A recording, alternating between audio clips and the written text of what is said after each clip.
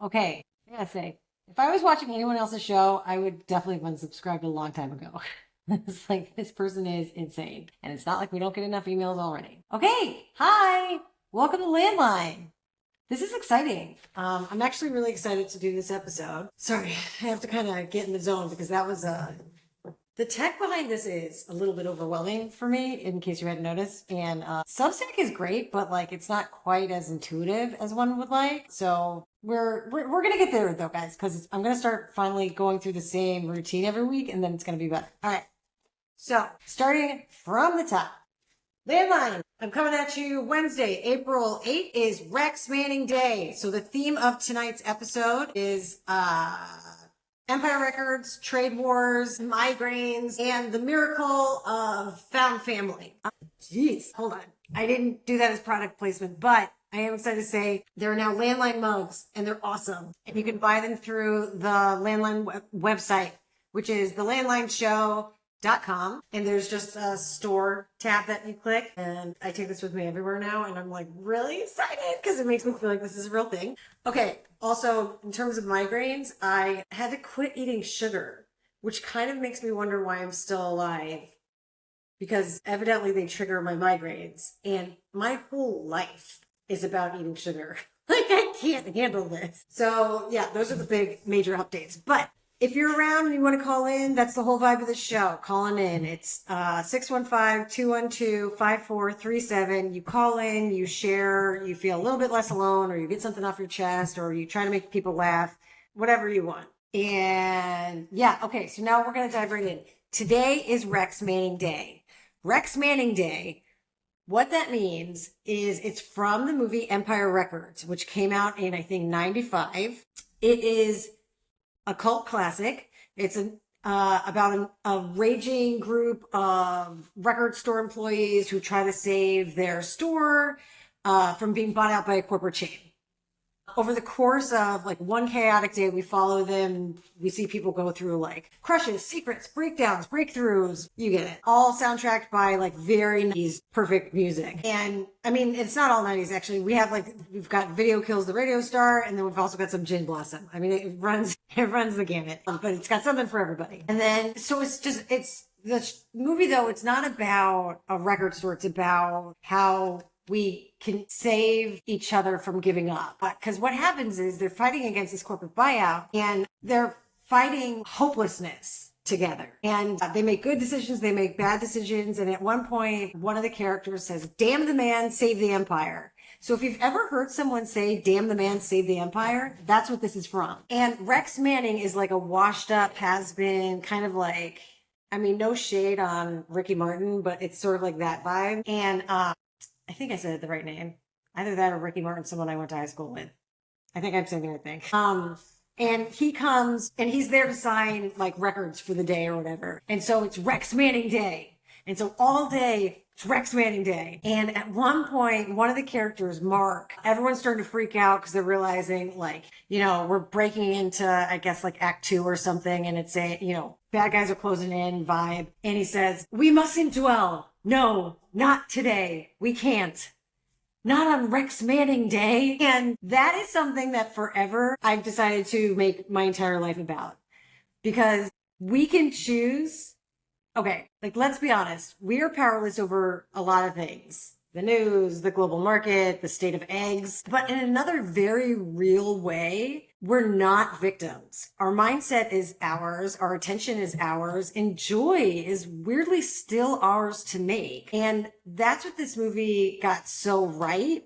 Like you can throw a kegger and it might actually help. And that's what they do at the end is they throw a kegger to bail someone out of like having lost $9,000, which essentially makes it the 90s version of It's a Wonderful Life. Then where was I going with it? Okay. So then, yeah, so I love the idea of being able to make a holiday out of anything. Like everyone is acknowledging Rex Manning Day. One girl's in love with him. So she's like super excited, makes cupcakes and, is planning on, like romancing him. Other people kind of hate the day, but like, because they don't like Rex Manning. But no matter what, everyone's like celebrating the day. And I feel like we should all have our own Rex Manning Day. Like, I'm just choosing today's going to be a blast because it's freaking Rex Manning Day. It's Rex Manning Day. I went around all day today just telling people it's Rex Manning Day. And like, it's fun. We can have fun. It doesn't matter if you've seen the movie. It doesn't matter if, I don't know, you want to turn your day into, I got out of the bed day, or I took a shower day, which for me honestly should be a federal holiday because it's very momentous when I do. Quick side note. So the reason Rex Manning Day, it's actually acknowledged by many people as April 8th. Like, I didn't just arbitrarily make this up. It was decided by people who were fans of the movie to celebrate it on the day, I think it's the day Kurt Cobain was found after he passed away. And so it's kind of like the day of, it's a holy day in rock and roll, or in grunge music, or in whatever you want to call it. So point is, we can name joy. We can create our own calendar of meaning. All right. I'm going to very quickly go to, because I have a couple calls today. We're going to play the first one and see how we do. I think I know who this is from. Hi, Inga. It's Claire calling from my couch. Hold on. It's from nobody. Playing hooky from the show yet again to go on another date. Okay, we're just going to keep going because I can't have more technical difficulties on this. Yes. Hi, Inga. It's Claire calling from my couch. Playing hooky from the show yet again. It's playing. I just can't hear it. Another Can you date. guys hear it? Someone put in the chat if they can hear it. Dog sitting yet again. I kind of wish I was there. My gosh. Wait, you can hear it, Dan? Awesome. Okay. I need you to tell me what it said. All right, you know what? Today we're going to go to the live transcription. It's Claire, my co-host, playing hooky from the show. Come on, Claire. Well, we all knew that. She's playing hooky. What does she say? Transcription says, from the show yet again to go on anothering yet again. I'll never seen baby job. If I had to decode that, I would guess Claire is saying that she couldn't come because she went on a date, and she's letting me know in case I never hear from her again. And at the end, she maybe said she needs a job. Okay, next thing. Okay. Another reason that I really love Empire Records is because Ethan Embry is an actor. He plays that character, Mark, the one who says, we mustn't dwell. And he's this chaotic sweetheart of the store and like a huge stoner and stuff like that. Now, Ethan Embry, I grew up with him, which made watching this movie when it came out both surreal and strangely grounding. And actually, I grew up with Ethan Randall because they were the Randalls when me and my sister knew them. And so it was like the Headlands and the Randalls, and we were just this awesome trailer trash crew in Long Beach, California. And so my family ended up moving back to the Washington, D.C. area, and the Randalls stayed in California. And so when my mom told us, like, hey, Ethan's in a movie, we were so excited, but immediately I did this weird thing for me where it was like I saw myself for the first time reflected back against someone I'd grown up with, and I felt deeply insecure. Like, I wasn't jealous exactly. I just didn't know what I was anymore. It was like I was like this kind of invisible. Like, I realized how insignificant I was. And it was a strange thing to realize that in the context of the person who taught you how to whistle. You know, what's amazing is Ethan never made me feel lame. He was always kind. He was always there. Like, honestly, I shouldn't say that because that's not true. We didn't stay in contact a lot. But what's incredible is that when I did reach out to him, he was there. Like, if I did, it's just the same way you are with family. Like, if I needed him or anything, he was there. When I moved to Atlanta, he was the first person to tell me what to do in a tornado. When I would send him dumb texts because I thought I was being hilarious, he would respond. And when I was in the worst place, relapsing and broke in Atlanta, I didn't call him, but I always knew I could. And that made all the difference. I don't know if anyone who's listening or watching has had, like, bottoming out bad stuff. It's really hard to reach out when you're in that place, but knowing you can makes all the difference. So that's another reason that Empire Records has this soft place in my heart. Oh, I should say real fast. Also, the shirt I'm wearing, his wife, Sunny, made this Rex Manning Day t-shirt. Hold on, let me make sure I can see. And it went viral last year, and I bought it, and I wear it all the time, and I'm obsessed with it, and you guys should all buy it too. And I'll put it in the notes or whatever so that you know where to get it. It's also in like the previous post about this. There's a link to it. Sunny is a doll and amazing. So pulling this back around. So Kessia, Ethan's little sister, she was my real friend because we were the same age. Our moms were pregnant together and we're still close today. And she's someone else that stuck with me through my divorce, through my relapses. She always picked up the phone and she knew how to answer the phone even when I didn't know how to ask for help. She's also in Empire Records. She plays the girl getting Rex Manning's autograph for her mom, Denise. And every time I see that scene, it makes me so proud of her. Not because it's a movie, but because it's her. And she's built an amazing life. So we honor their presence in my life, the Randalls and the Headlands. We all made it. And they really helped shape my sense of loyalty, gentleness, and surviving pain together. Okay, next, I've been thinking lately, what if the most stable economy left is the one made up of favors, text replies, and mugs we actually like? So I feel like, look, I don't know anything. I don't understand trade tariffs or anything. Like, I understand everyone's mad, but I don't understand it all. But one of the things I thought of was, oh, well, then I should start, I guess I just have to buy local. I'm sure that's an oversimplification. I'm sure I will get lots of hate texts on, or comments on YouTube for saying this. But it made me think like, oh, why am I not, I should just buy local then. And I immediately started to think of all of these companies that I don't go, or businesses that I don't go to that I've been wanting to just because it means getting in the car instead of ordering it on the computer. This is not a solution to global politics, but supporting your like community, it's a start. So you don't have to understand trade tariffs to be someone to help make someone feel less alone. And honestly, one of those things is a lot more important. Okay, we have one more call. Man, this is going to be interesting.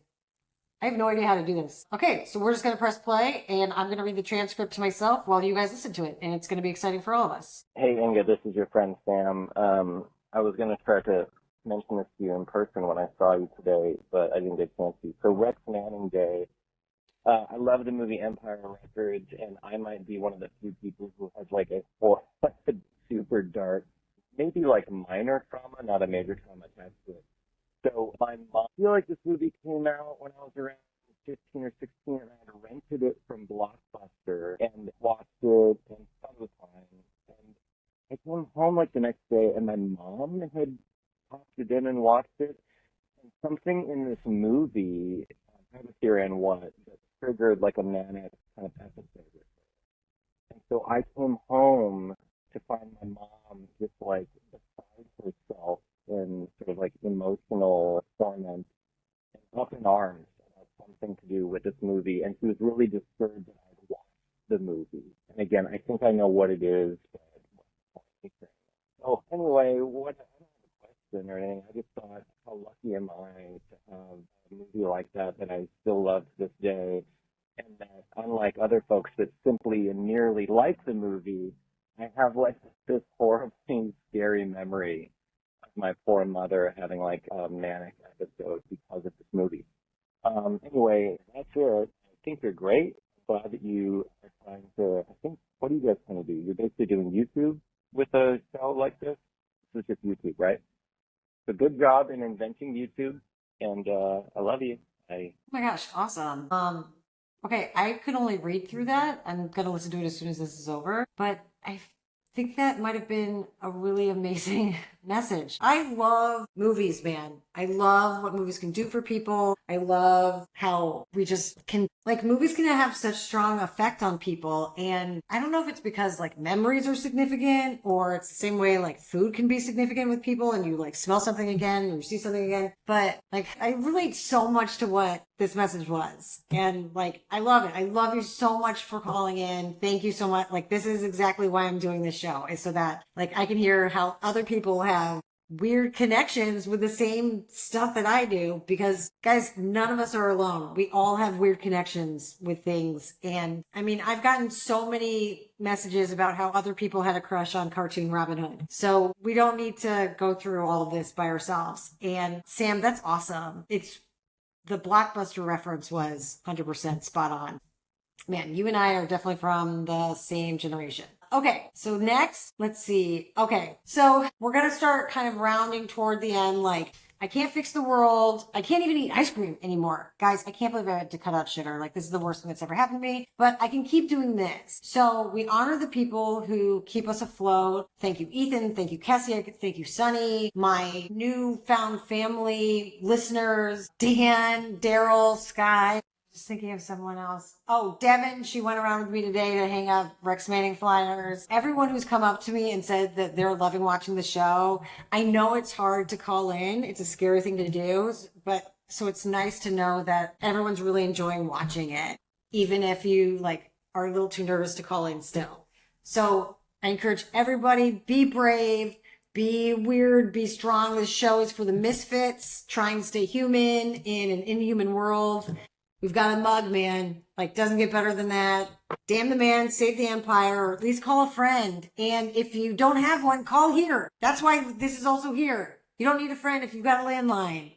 And we mustn't dwell, not today, not on Rex Manning Day. Thank you so much for tuning in. You guys are amazing. And I will talk to you, next week, Wednesday at 7 p.m. Claire and I are going to be back in the public access studio, and we're coming at you about petty theft. So I want to hear all your stories about the little things you've done, the little things you haven't done, the things that you've thought about doing, the things that have been done to you. This was sparked because one of my friends got her car broken into, and she's like the 5th friend in a row who got their car broken into. So I like to think of Landline as like slowly keeping youth off the streets. If you think you want to break into a car this weekend, just call Landline. America, I'm doing this for you. All right, guys, have a good night.